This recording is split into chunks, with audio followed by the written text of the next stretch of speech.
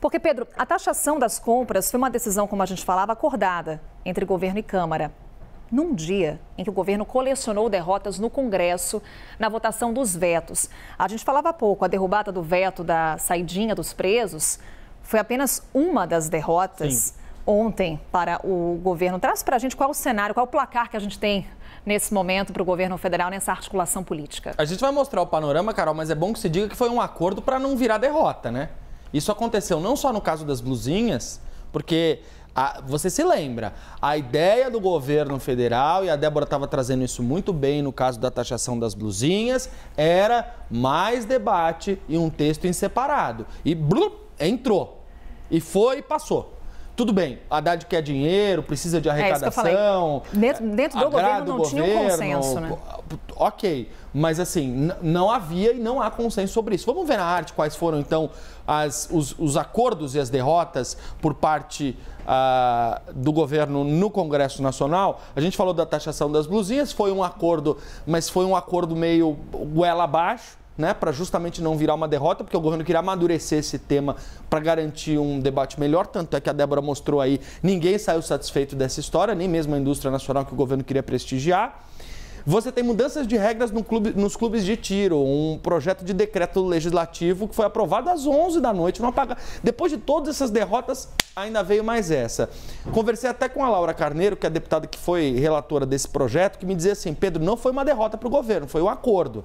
Porque as regras mudaram, de fato teve uma interlocução, e aí a gente viu até o Ricardo Lewandowski em audiência lá na Comissão de Segurança Pública fazendo essa movimentação. Mas uma pauta super bolsonarista. Todos os bolsonaristas subiram ali no púlpito, na bancada e comemoraram.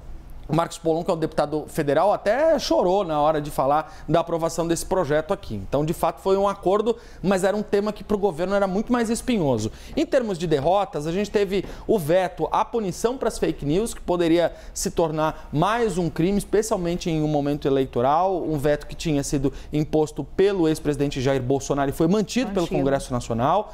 A gente tem também o veto do Congresso ao uso de dinheiro para aborto, cirurgias de mudança de sexo e temas relacionados à invasão de terras, que basicamente foi uma trava que a oposição colocou no orçamento do Lula para dizer assim, com isso você não vai gastar dinheiro. E aí você teve, portanto, essa decisão do Congresso Nacional a contragosto do governo impondo uma derrota a Lula. E o veto das saidinhas, que a gente já falou aqui, que tem um detalhe curiosíssimo nessa história, Carol, que é o seguinte...